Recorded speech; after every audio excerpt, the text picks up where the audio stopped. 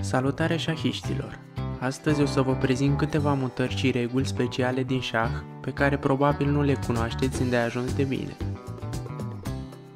O să trecem direct la subiect și începem cu prima regulă specială numită promovarea pionului.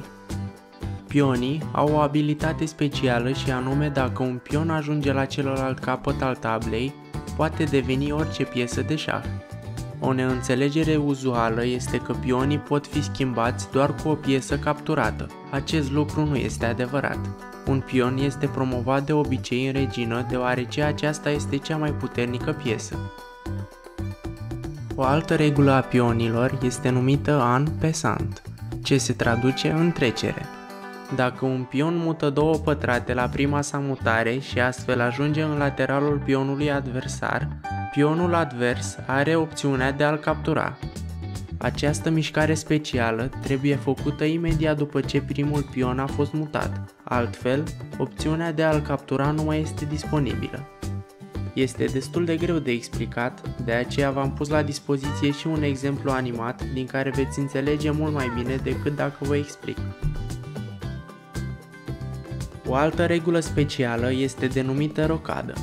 Când e rândul jucătorului, el poate muta regele două câmpuri într-o parte și apoi să mute turnul din acea parte lângă rege pe cealaltă parte.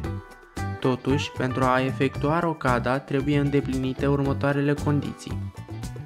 Trebuie să fie prima mutare a regelui, trebuie să fie prima mutare a turnului cu care se face rocada, nu trebuie să existe nicio piesă între rege și turn, regele nu poate fi în șah sau să treacă prin șah.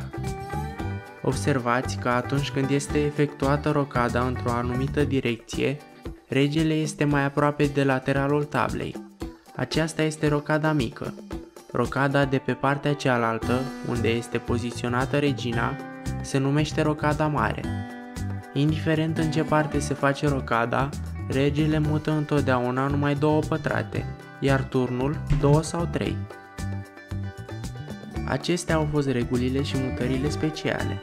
Sper că te-am învățat ceva nou astăzi. Eu am fost Mike, dacă vrei să ne revedem, intră pe canalul nostru și ne vom întâlni acolo cu alte clipuri la fel de interesante.